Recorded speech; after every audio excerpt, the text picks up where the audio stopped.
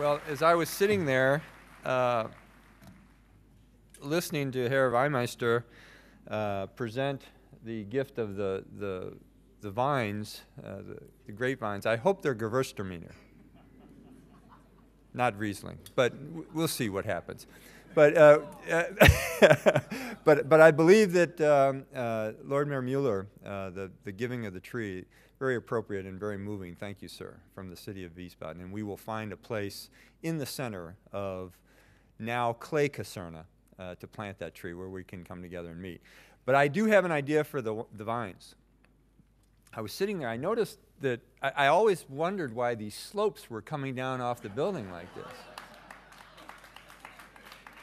So, Colonel Karstens, could we start a vineyard right here? And, or do you think our congressional delegations might get upset with that?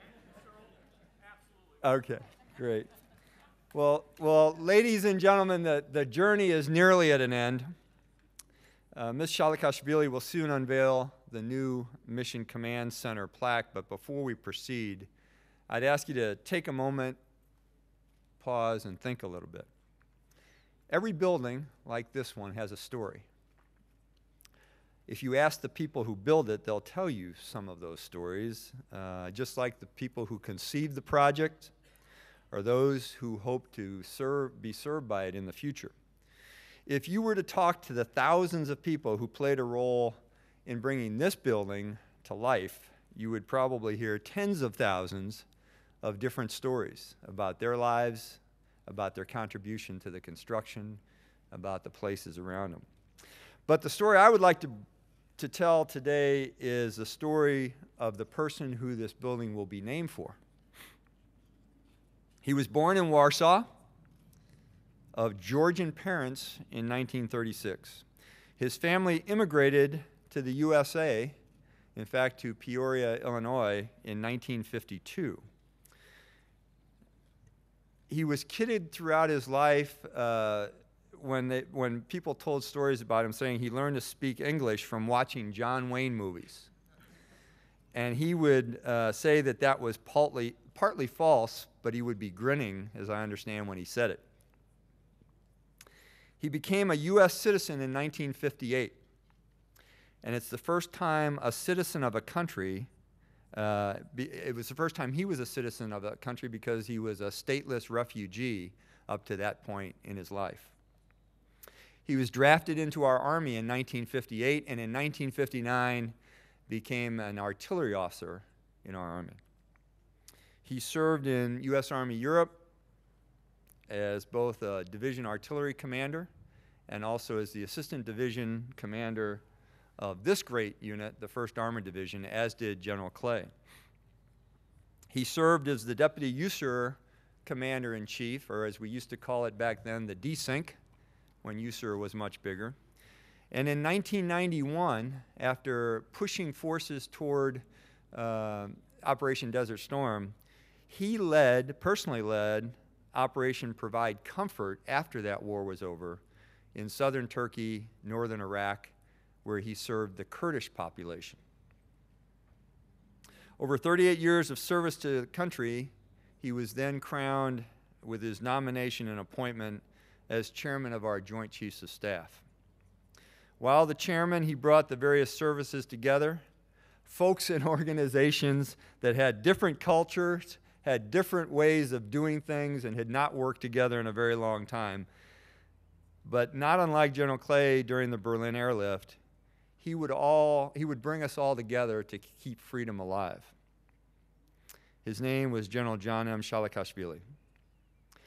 General Shali, as everybody called him, lived in a time of transition, and as an adaptable leader, he led in multiple environments and brought together sometimes disparate organizations and caused them to become solid partners. Sort of sounds like U.S. Army Europe at times. And so when we decided on the name for this building, it was only fitting that we dedicated the new Mission Command Center to General Shali. You're all going to be given the opportunity to soon walk through the halls of the MCC, or as we're going to call it, because no one, as I even heard on AFN this morning, the announcers were just doing a terrible job in pronouncing his name. I'm sorry, AFN, but you got it wrong. So we decided as we put the sign up that we weren't going to try to force that on soldiers, but instead give this building the name that General Shalikashvili used as his nickname. So this will always be the Shali Center.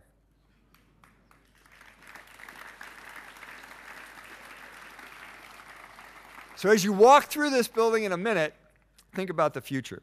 Think of the strengthening of the relationships with our partners that will occur here as we work side by side. Think of the transnational threats that are currently existing in Europe that will be neutralized through our partnership before they hit the other places within Europe, the Schengen zone, the hallways, or before they hit the shores of America. Think of the operations that will be planned to bring relief to population centers around the world from both tyranny and natural disasters, as we're doing today. Think of the soldiers and the civilians who will walk these halls, work in these pods, as they call them, and become a part of something bigger. I know I will think about all those things every time I walk through the front doors of this building and walk past, as you'll see in a minute, General Shali's desk that he used while the desync of USER, but also, thanks to Miss Joan, his uniform that she brought with her today and is already displayed up in the hallway that will be hanging behind his desk. It's an honor to be celebrating this dedication with all of you today, on our birthday, 237, but it's also humbling to think about what this building and USER will hold for tomorrow.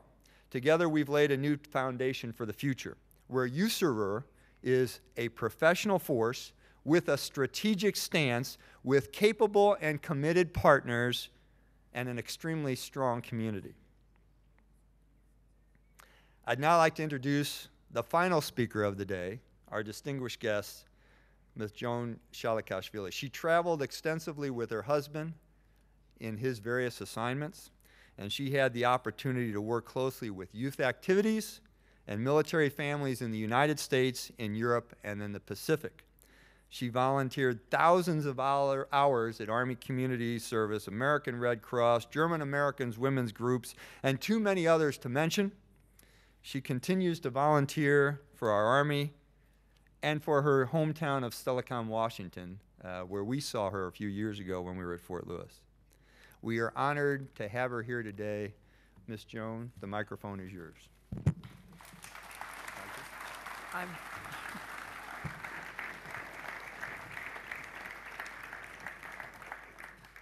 General Hertling and other distinguished guests, which means all of you who are here today in outlying areas also. Thank you very much for including us, my son Brant and me, in this very special day for three families, the Clays, the Newmans, and the Shalikashvilis. Now you know this. John was born in Warsaw, Poland, and moved to Germany when he was 9 years old. In 1952, when he was 16, he emigrated to the United States and became a citizen in May, now catch these dates, in May of 1958.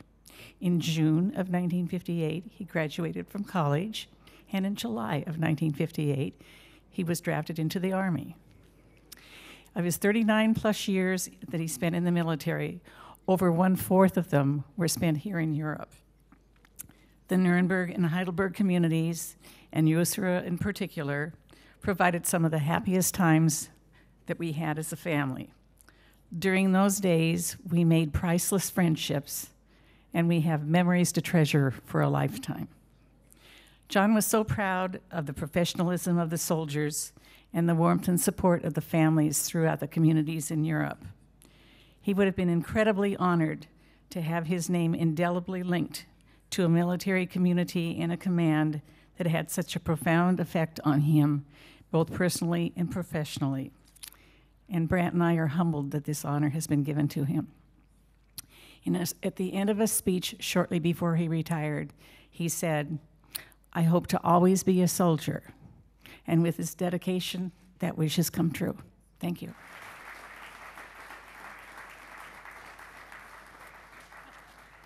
Lieutenant General Hertling, Ms. Joan Shalikashvili, and her son Brant will now unveil the sign dedicating the Mission Command Center in honor of General John Shalikashvili.